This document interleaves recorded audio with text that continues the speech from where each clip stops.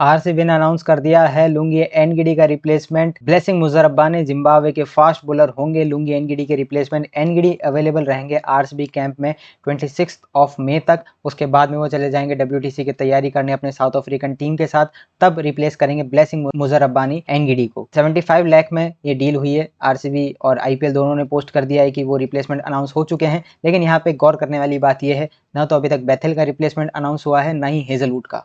तो ये फैंस मान के चल रहे हैं कि हेजलवुड आ जाएंगे। हेजलवुड पे क्या अपडेट है कि हेजलवुड अभी है ब्रिस्बेन के अंदर। ब्रिस्बेन के अंदर ये वाला पूरा हफ्ता वो रहेंगे, वहाँ पे उनका रिहैब चलेगा, वहाँ पे कुछ टेस्ट किए जाएंगे और उन टेस्ट के मुताबिक उनको एडवाइस किया जाएगा कि वो आईपीएल में पार्टिसिपेट कर सकते हैं या नहीं कर सकते। तो हेजलवुड का अराइवल आप मान के चलिए कि ऑलमोस्ट कन्फर्म है। अगर कुछ इनके रिहैब में दिक्कत नहीं आती है तो प्लेऑफ में आरसीबी के लिए जुड़ जाएंगे, लेकिन अगर हेजलवुड नहीं आते हैं तो ब्लेसिंग मुजरब्बानी जिम्बाब्वे के प्लेयर, ये हो सकता है कि आपको आईपीएल में प्लेऑफ के अंदर आरसीबी को रिप्रेजेंट करते नजर आ जाए। एंडी फ्लावर ने मोबोवाट को कहा होगा, भाई तुम्हारे बहुत इंग्लैंड वाले प्लेयर हमने भर लिए, अब मौका है मेरे किसी जिम्बाब्वे प्लेयर को लाने का।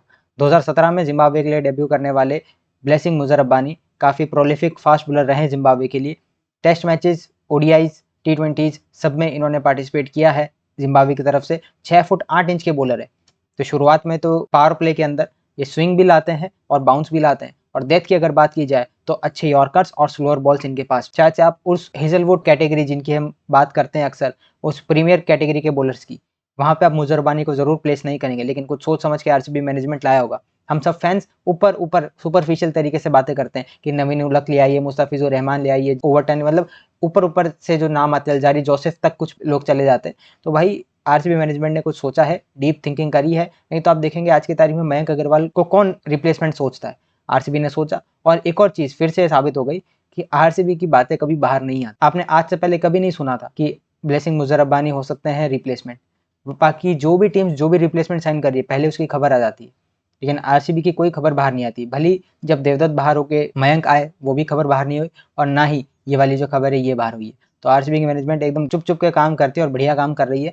टॉप 2 में ऑलमोस्ट आप कंफर्म मानिए, अगर आरसीबी अगले 2 में से एक मैच जीत जाता है, आरसीबी ऑफिशियली क्वालिफाई कर चुका है, हमारे नाम के आगे क्यों लग चुका है पॉइंट्स टेबल में। तो अभी आरसीबी 12 मैचेस में 17 पॉइंट के साथ है। इसके बाद में आरसीबी के 2 मैचेस बचते हैं एसआरएच और लखनऊ के अगेंस्ट। एसआरएच वाले मैच में मुझे लगता है एनगिडी को आपको खिलाना चाहिए, अपनी बेस्ट स्क्वाड आप उतारिए और वहाँ पे आप जीतने की कोशिश कीजिए, जिससे कि लखनऊ वाले मैच में जब हम उतरेंगे मैदान में तब हमको पता होगा कि हमें क्या करना है। अगर हम ऑलरेडी टॉप 2 में तब तक क्वालिफाई कर चुके होंगे तब हम अपनी बी स्ट्रिंग टीम खिला सकते हैं, क्योंकि उसके एक दिन बाद क्वालिफायर 1 है। अगर हमको वो मैच जीतना ज़रूरी हुआ तो हमको ये भी पता होगा कितने ओवर में जीतना है, कितने विकेट से जीतना है, कितना पहले जीतना है, जिससे कि हम टॉप 2 में क्वालिफाई कर सकें। तो वहाँ पे सिचुएशन के हिसाब से हम अपनी प्लेइंग 11 उतार सकते हैं। हो सकता है उस मैच में आपको ब्लेसिंग मुजरब्बानी भी डेब्यू करते नजर आ जाए।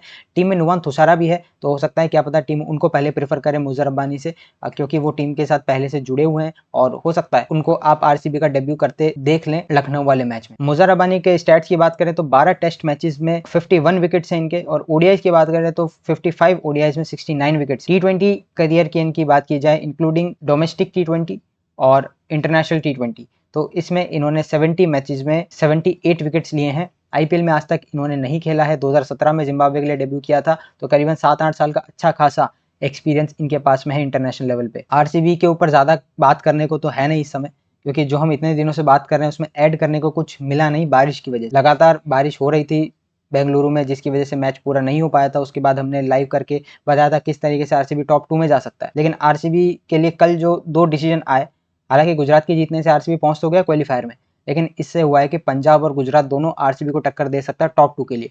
सिर्फ ये 3 टीमें ही हैं जो आपस में टॉप 2 के लिए लड़ेगी। ना तो अब इसमें मुंबई का कहीं नाम आ सकता है, ना दिल्ली का। मुंबई और दिल्ली के बीच में ये डिसाइड होना है कि कौन बनेगा आखिरी टीम क्वालिफाई करने के लिए। आउटसाइड चांस अभी बनता है लखनऊ का भी, लेकिन अभी उनको उस तरीके का क्रिकेट खेलना पड़ेगा जिस तरीके से नहीं खेल पाए पूरा सीजन। तो आप टॉप 3 इन टीमों में से किसी को देखेंगे। अब जो भी टीम पहले स्लिप अप करेगी तो बाकी 2 टीम्स को एडवांटेज होगा।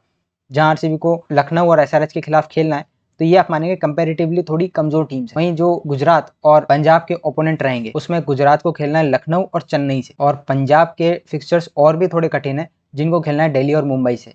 अब ये दोनों टीम्स अपने ये मैचेस जीतना चाहेंगे, तो पंजाब हो सकता है कि कहीं स्लिप अप करे और गुजरात और आरसीबी आपको टॉप 2 दिखाई दे सकती है। लेकिन बार बार ये मैं बात कह रहा हूँ कि आपको कम से कम अगले बचे हुए 2 मैचेस में से एक मैच जीतना ही है। आप 17 पे सोचे हम टॉप 2 चले जाएं, ऐसा नहीं होगा। कम से कम आपको 19 करना है। अगले अगर आप दोनों जीत जाते हैं तब तो आप कंफर्म मानिए आप टॉप 2 जा रहे हैं। उस लेवल का क्रिकेट आपको फिर खेलना पड़ेगा, वो भी विदाउट हेजलवुड।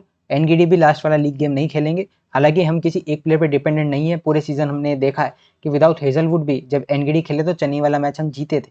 तो किसी एक प्लेयर पे डिपेंडेंट नहीं है आरसीबी, लेकिन फिर भी एक कोई बड़ा फिगर जब मिस होता है टीम से तो कहीं ना कहीं इफेक्ट तो आता है। तो बाकी प्लेयर्स को स्टेप अप करना पड़ेगा। जिस तरीके से हमारा फॉर्म चल रहा था ब्रेक से पहले, उसी तरीके से अगर चलता रहा तो मुझे पूरी उम्मीद है कि आरसीबी टॉप 2 क्वालिफाई करेगा। तो आप लोग बताइए कमेंट में कि आप नुवान तुषारा को खिलाएंगे अगले मैच में या फिर एनगीडी को। आपको पता होगा कि एनगीडी अगला मैच खेलने के बाद पूरे सीजन के लिए अवेलेबल नहीं रहेंगे। वहीं नुवान तुषारा की जरूरत आपको लखनऊ के खिलाफ और जब आप प्ले ऑफ जाएंगे वहां पे भी पड़ सकती है।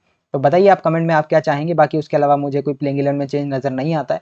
Phil Salt Virat Kohli open करते नजर आएंगे। नंबर 3 पे मयंक अग्रवाल, 4 पे रजत पाटीदार, 5 पे जितेश, 6 पे टिम डेविड, 7 पे रोमार शेफर्ड, 8 पे कृणाल पांड्या, उसके बाद भुवी, यश दयाल, नुवान तुषारा स्लैश एनगीडी, जिसको भी आप खिलाना चाहें, सुयश शर्मा। तो ये प्लेइंग 11 इस समय बन रही है। आप लोग कमेंट में बताइए अगर आपके कोई दूसरी ओपिनियन है तो। मिलते हैं आपसे अगली किसी वीडियो में अपडेट के साथ। जय हिंद।